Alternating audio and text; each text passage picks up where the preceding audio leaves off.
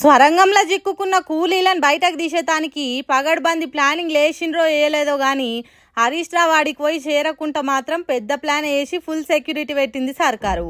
ఆగ చూడుండ్రి ఎంతమంది పోలీసులు గుంపులుగా ఉన్నారో. స్వరంగంలో చిక్కుకున్న కూలీల పరిస్థితి ఎట్లున్నది, సర్కారు ఎందుకు సపోర్ట్ చేయకుంటుంటున్నది అనేది తెలుసుకునే తానికి పోతే పోలీసులు అందరిని ఆపినరట.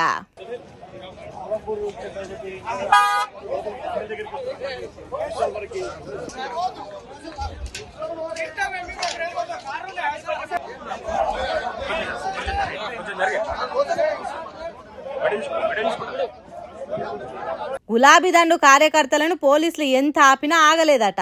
అయినా హరీష్ రావు ఇంకో 5 లీడర్లను మాత్రమే ఆడికి పోయేతానికి పర్మిషన్ ఇచ్చిండ్రట. కనీసం మీడియాను కూడా హరీష్ రావుతోని పోనీయలేదట. తీరా ఆడికి పోయినాక స్వరంగంలో పరిస్థితి ఎట్లున్నది, అందులున్న కూలీల తిప్పల ఎట్లా తీరుస్తున్నారు, బయటికి తీసుకొచ్చే పనులు ఏం దాకొచ్చినాయి అనేది ప్రతిపక్ష లీడర్గా తెలుసుకోవాలన్నా వద్దా? కానీ ఆడికి ఓనియకుండా పోలీసులు అడ్డం పడ్డారట. అందుకే హరీష్ రావు కడమ లీడర్లంతా ఆన్నే కూర్చొని ధర్నాకు దిగిండ్రు. రేవంత్ రెడ్డి ఫోన్ करा 6 लोगों को भेजे बोल के రేవంత్ రెడ్డి से फोन है రేవంత్ రెడ్డి फोन करा. ఇక తర్వాత హరీష్ రావు మీడియాతో మాట్లాడుకుంటా ఆ బాధిత కుటుంబాలను పరామర్శించుదాము, వారికి ధైర్యాన్ని చెప్పడంతో పాటు సహాయక చర్యలు ఎలా ఉన్నాయి, రిలీఫ్ స్టెప్స్ ఏమేమి తీసుకుంటున్నారు చూద్దామని, అవసరమైన సూచనలు ప్రభుత్వానికి చేద్దామని మేము ఇక్కడికి వచ్చాం. ఊరే పోవాలి, ఒకటే కారు పోవాలని మళ్ళీ అక్కడ మమ్మల్ని ఆపి మమ్మల్ని లోపల పోకుండా ఇబ్బంది పెట్టే ప్రయత్నం చేసినారు. మీడియా నిన్నటిదాకా మీరు లోపల ఉన్నారు సెట్ కింద, ఇవాళ మేము వస్తున్నామని మిమ్మల్ని కూడా బయటకు గంటేసినట్టున్నారు. అంతేనా? వాళ్ళను కూడా కలవనీయకుండా ఇవాళ కుటుంబ సభ్యుల నుంచి కూడా ఇక్కడ నుంచి పంపించి వేసి దాచిపెట్టిన పరిస్థితి కనబడతా ఉంది. ఎందుకు అంత భయం?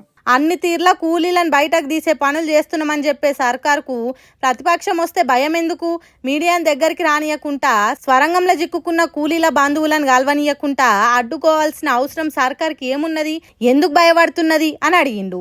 అంతేకాదు బయటికి చెప్తున్న దానికి ఆడ జరుగుతున్న దానికి పొంతనే లేదన్న ముచ్చడే చెప్పిండు. వివిధ బృందాల మధ్య ప్రభుత్వం సమన్వయం సాధించడంలో పూర్తిగా ఫెయిల్ అయింది. లైక్ ఎన్డీఆర్ఎఫ్ ఉంది, నేవీ టీమ్స్ ఉన్నాయి, రైల్వే టీమ్స్ ఉన్నాయి, సింగరేణి టీమ్స్ ఉంది, ర్యాట్ హోల్ మైనర్స్ వచ్చారు, geological survey of India team వచ్చింది, హైడ్రా టీం వచ్చింది, ఎల్ఎన్టీ టీం వచ్చింది. Like that so many teams have come.